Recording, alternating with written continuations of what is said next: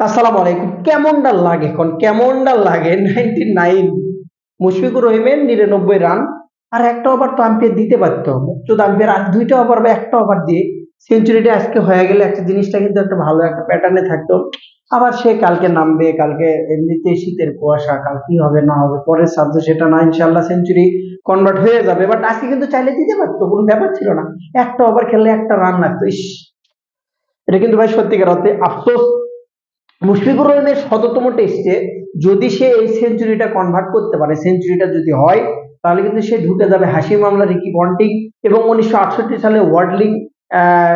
দ্বিতীয়ত হচ্ছে যে আপনার ডেভিড ওয়ার্নারের পাশে, নামের পাশে কিন্তু তার নামটা চলে আসবে, যাকে এলিট ক্লাব বলে, যারা শততম টেস্টে কিন্তু তারা সেঞ্চুরি হাঁকিয়েছে, যাদের মধ্যে মুশফিকুর রহিমের নামটা কিন্তু চলে আসবে।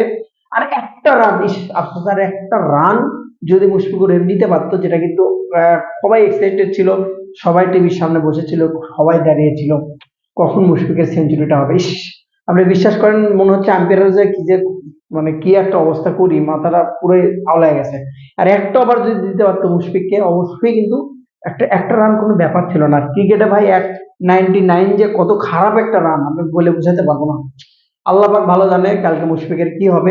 চাই legend, the boss, the king ব্যাটসম্যানের যদি বাংলাদেশে যদি আপনি প্রপার একজন মিডল অর্ডার ভালো এবং ধরে খেলা পারেন, ফাস্ট খেলা পারেন, আপনি টেকনিক্যালের দিক থেকে যদি একটা বেস্ট একজন ক্রিকেটার যদি নাম বলেন, সেটা তো মুশফিকুর রহিম। এবং ওয়ার্ল্ড ক্রিকেটেও যদি আপনি ক্রিকেটারদের যদি আপনি সারিবদ্ধ করেন, তার ভিতরে মুশফিকুর রহিমের নামটা 100% থাকবে। আফসোস, চাই কালকে তার সেঞ্চুরিটা যেন কনভার্ট হয়ে যায়, আশা করছি ইনশাল্লাহ। অনেক বছর পর, দীর্ঘ অনেক বছর পরে আপনি রোহিত শর্মাকে সরিয়ে কিন্তু ডায়ার মিচেল কিন্তু নিউজিল্যান্ডের যে ব্যাটসম্যান, সে কিন্তু ওডিআই র্যাঙ্কিং এ 1 নম্বর ব্যাটসম্যান হিসেবে কিন্তু স্বীকৃতি পাইছে। যে আইসিসি যে র্যাঙ্কিং, সেখানে কিন্তু 1 নম্বরে চলে গেছে এবং রোহিত শর্মাকে সরিয়ে কিন্তু সে 1 নম্বরে। রোহিত শর্মা কিন্তু অনেকদিন যাবত আসলে সে কন্টিনিউ করছিল না এবং ওয়ানডে খেলাটা মাঝখানে কিছু ম্যাচ খেলে নাই। দ্বিতীয়ত সে কিন্তু সেভাবে কন্টিনিউ করতে পারছিল না।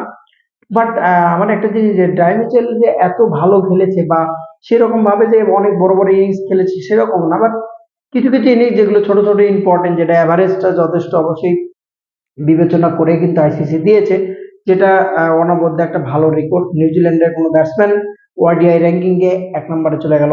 Best of luck dryer Mitchell এবং রোহিত শর্মার জন্য শুভকামনা, আবার কামব্যাক করুক। দ্বিতীয়ত যেটা, যে মুশফিকুর রহিমের বিষয়টা নিয়ে সত্যিকার অর্থে আফসোস, very sad.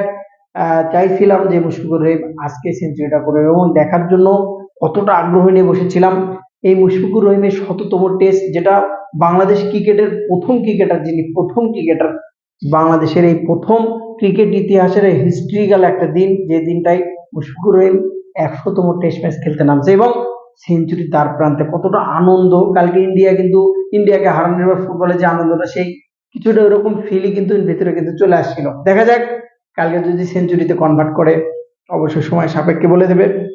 Best of luck, ভালো থাকুন।